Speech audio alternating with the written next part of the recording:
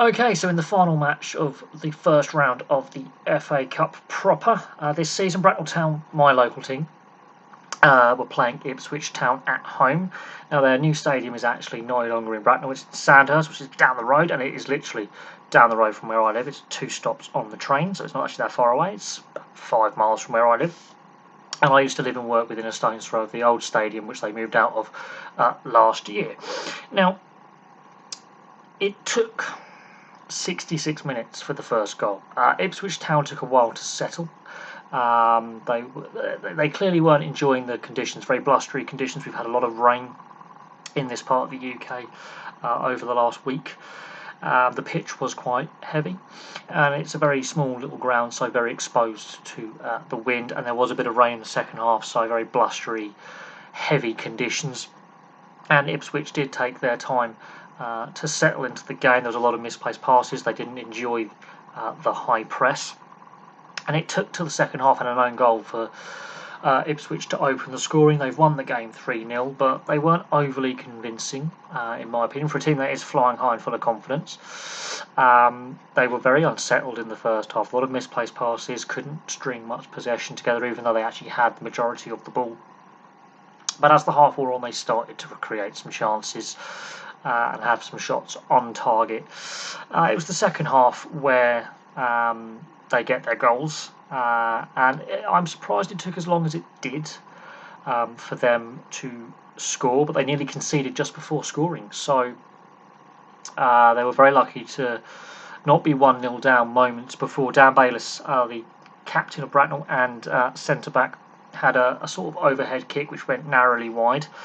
If that goes in, we're having a different discussion of Ipswich having to chase the game in difficult testing conditions. But literally on the next play, they go down the other end of the field.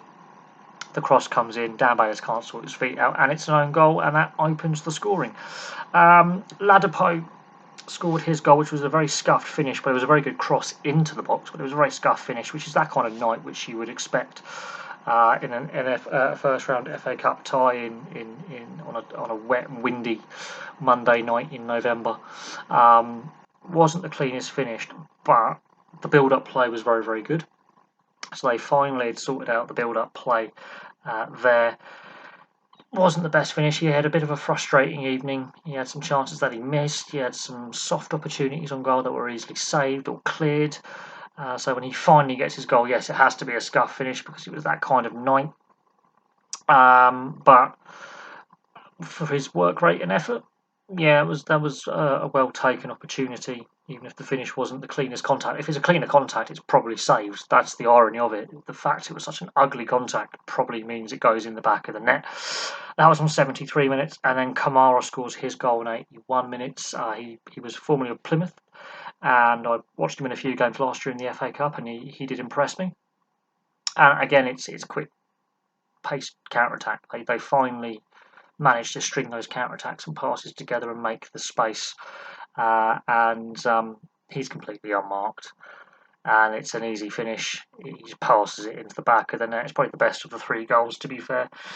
But as I say, it took Ipswich 66 minutes to score, and that was through the opposition scoring an own goal for them. Bracknell Town, they were on an unbeaten run going into this game. They hadn't lost in like 10 or 11 or something, and they're currently in the 7th tiers. They're 2 divisions below the National League. That's their goal, is to get to the National League in the next couple of years. I think that is doable. It's a pity they've had to move out of their traditional home of Larges Lane to Bottom Meadow in Sandhurst, but for various reasons they want to go up the footballing pyramid, and in order to do that they need a bigger ground that's got a scope for expansion, which is a shame. So they're not actually playing in Bracknell anymore, but they are still playing in Bracknell Forest, which is the local council area. Ipswich, they go through to the next round. They will need to play better in the next round, and of course in a couple of weeks play gets suspended for the World Cup in Qatar, and a couple of the players in this squad will be hoping to get on a plane to the Qatar World Cup, which will be interesting. But there we go. Ipswich Town, they had to work for this win. The first half they didn't look very, very convincing. Second half they finally, I think fitness told, and that higher level that they play at.